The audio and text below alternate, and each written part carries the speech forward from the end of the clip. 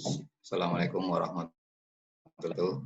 Hari ini kita lanjutkan dengan sesi ke-15 pada part yang pertama. Jadi di sesi terakhir ini kita bicara mengenai populasi dan sampel. Mengapa penting pemahaman kita terhadap populasi dan sampel? Karena di dalam statistik kita akan memahami betul ketika kita melakukan sebuah riset atau penelitian, kita selalu menggunakan data yang akan kita olah itu berupa data sampel atau data yang hanya diambil sebagian saja dari seluruh anggota populasi yang menjadi subjek penelitian kita. Nah, makanya pemahaman kita tentang sampel, populasi, dan teknik sampling itu menjadi penting di dalam statistika. Sebelum kita memahami bagaimana teknik sampling yang dapat dikatakan dia mewakili nantinya dari kondisi atau karakteristik populasi yang kita jadikan sebagai subjek penelitian, maka kita dahului dulu dengan memahami apa yang kita kenal dengan istilah populasi di dalam statistik maupun di dalam penelitian atau riset.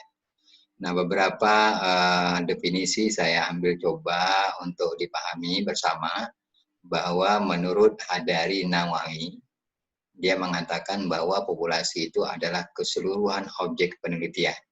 Ya, apapun bentuknya, itu keseluruhan objek penelitian, baik berbentuk manusia, baik hewan, benda-benda mati, tumbuh-tumbuhan, peristiwa-peristiwa yang memiliki karakteristik yang sama, ataupun fenomena-fenomena yang akan kita pelajari yang memiliki karakteristik tertentu. Jadi penekanannya, karakteristiknya mirip atau homogen antara satu dengan lainnya di dalam satu populasi itu. Sehingga nantinya itulah yang kita jadikan sebagai subjek penelitian kita yang akan kita lakukan. Yang kedua, menurut Burhan, bahwa populasi tidak lain adalah keseluruhan anggota-anggota sekelompok orang, manusia kah, ataupun sekelompok organisasi. Kalau kita ingin mempelajari nantinya beberapa rumah sakit, dari sisi administrasinya atau manajemennya, kita jadikan populasinya adalah beberapa rumah sakit yang ada di Sumatera Barat, atau merupakan kumpulan-kumpulan yang telah dirumuskan oleh peneliti dengan jelas yang memiliki karakteristik tertentu dari penelitian yang akan kita lakukan. Nah, itu dua pendapat yang disampaikan tadinya, maka bisa kita simpulkan bahwa dengan bahasa sederhana bahwa populasi itu adalah keseluruhan dari satuan-satuan ataupun individu-individu ataupun anggota-anggota yang memiliki karakteristik yang sama dan berada pada waktu dan wilayah tertentu. Nah, biasanya penelitian-penelitian di bidang kesehatan dan penelitian-penelitian di bidang administrasi itu sangat dibatasi oleh waktu dan wilayah di mana penelitian akan kita lakukan, sehingga anggota populasinya harus tercover di bawah ruang dari waktu dan wilayah itu. Satuan-satuan yang kita sebutkan tadinya, kumpulan dari satuan-satuan itu nanti biasanya disebut dengan unit-unit analisis. Jadi itulah yang akan menjadi sumber data kita, dapat berbentuk orang, berbentuk institusi atau lembaga atau ada organisasi, berbentuk benda mati dan sebagainya. Jadi yang definisinya agak berbeda kalau kita melihat dari sisi demografi. Ilmu demografi mengatakan populasi adalah kumpulan manusia-manusia atau kumpulan orang-orang. Tapi di dalam statistika atau metode penelitian, populasi itu tidak terbatas hanya manusia saja. Benda mati juga, kalau kita ingin melihat populasi tempat tidur di rumah sakit, itu merupakan populasi tempat tidur dari beberapa rumah sakit atau satu rumah sakit saja. Akan kita hitung berapa populasinya, kemudian nanti kita ambil sampelnya. Nah, kedua, di dalam memahami populasi kita mengenal ada dua bentuk populasi yang berbeda sasarannya. Yang pertama dikenal dengan populasi target atau target population. Nah, target population ini populasinya merupakan kumpulan dari satuan atau unit yang ingin nantinya kita buat inferensi akan kita buat kesimpulan dalam bentuk generalisasi. Jadi ketika kita ingin melakukan proses mengenakan kepada yang lebih umum, maka kita menggunakan populasinya berbentuk populasi target. Nah, populasi target ini yang perlu kita pahami, dia tidak dibatasi oleh waktu dan tempat. Jadi dia sangat general sekali.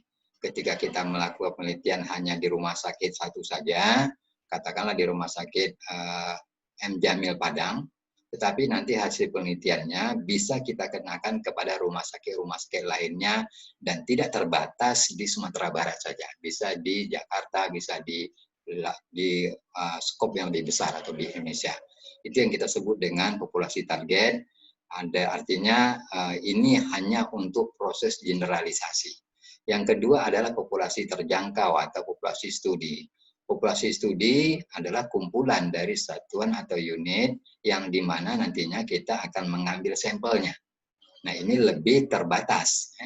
Jadi ketika kita ingin menentukan sejauh mana populasi studi kita, ini sangat terkait dengan kemampuan kita untuk menjangkau sejauh mana batas-batas dari populasi yang akan kita lakukan pengukuran.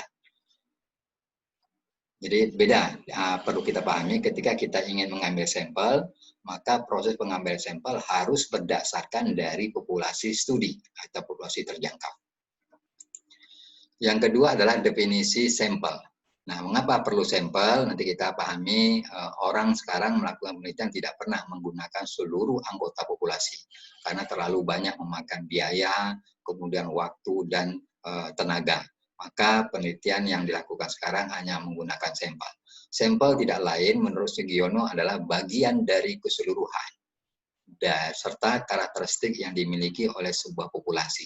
Jadi hanya bagian kecil saja dari keseluruhan karakteristik yang ada di dalam populasi itu. Nah, kemudian menurut Arikonto bahwa sampel adalah sebagian atau sebagai wakil populasi yang akan diteliti. Jadi ketika kita ingin melakukan penelitian, kalau kita terbatas dengan keterbatasan dari sisi biaya, dari sisi waktu, dari sisi tenaga, maka kita dianjurkan untuk melakukan penelitian sampel. Nah, kemudian dalam penelitian sampel ini juga banyak keuntungannya, banyak kelebihannya dibandingkan kalau kita melakukan penelitian seluruhnya.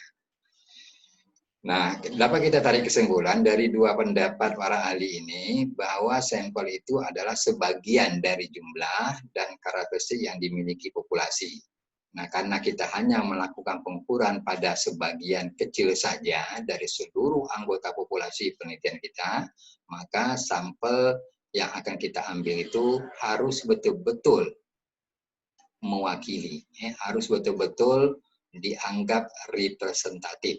Dampak betul-betul mewakili dari seluruh karakteristik yang ada di dalam populasi penelitian kita. Kalau kita ingin lihat di diagramnya, ini berbentuk populasi, ada populasi target. Jadi populasi target ini merupakan populasi yang luas sekali, tidak dibatasi oleh waktu dan tempat.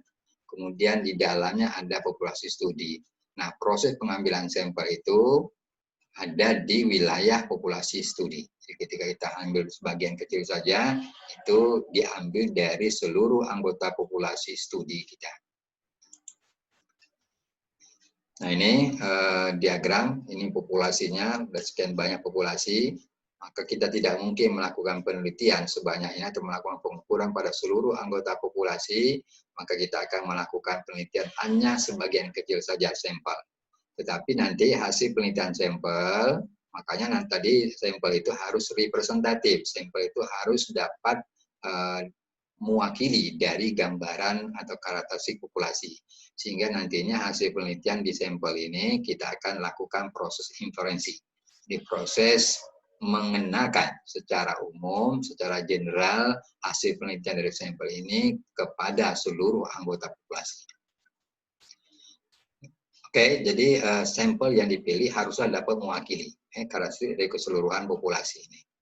Tentu harapannya jika kita melakukan penelitian sampel nanti, maka hasilnya harus dapat digeneralisasikan.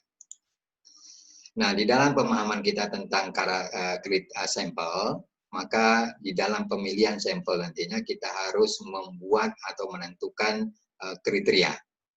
Sampel yang bagaimana, orang-orang ataupun orang-orang yang bagaimana di dalam anggota populasi itu yang nantinya akan kita jadikan sebagai sampel. Makanya perlu kriteria yang kita sebut ada dua, ada kriteria inklusi dan eksklusi. Jadi penggunaan kriteria ini adalah untuk menghindari bias atau penyimpangan-penyimpangan di dalam proses pengambilan sampel nantinya. Maka kita buat kriterianya. Ada dua kriteria. Yang disebut dengan kriteria inklusi adalah karakteristik umum subjek penelitian dari suatu populasi target yang terjangkau yang akan kita teliti. Jadi ini karakteristik umum yang memang yang bentuk mana, kriteria yang mana yang akan kita jadikan sebagai subjek penelitian. Nah, lawan dari inklusi tentu adalah kriteria eksklusi atau disebut dengan kriteria yang akan menghilangkan atau mengeluarkan subjek yang sebenarnya dia memenuhi kriteria inklusi dari penelitian yang akan kita lakukan, tetapi dia harus dikeluarkan karena faktor-faktor atau sebab-sebab tertentu. Nah, sebab-sebab yang bisa kita jadikan pertimbangan nantinya di dalam menentukan kriteria eksklusi atau kriteria yang akan mengeluarkan sampel yang sudah terpilih itu menjadi exclude, ya, dikeluarkan. Pertama, bisa saja subjeknya tidak bersedia. Ya. Jadi dia sudah masuk ke dalam anggota sampel penelitian kita, terpilih menjadi sampel, tetapi dia tidak bersedia menjadi responden penelitian. Maka ini harus dibunyikan nantinya di dalam proposal, sehingga kita bisa memastikan ketika dia tidak bersedia, dia keluar dari sampel penelitian kita. Yang kedua, jika subjek itu berhalangan hadir atau tidak berada di tempat ketika proses pengumpulan data kita lakukan. Demikian untuk part yang pertama.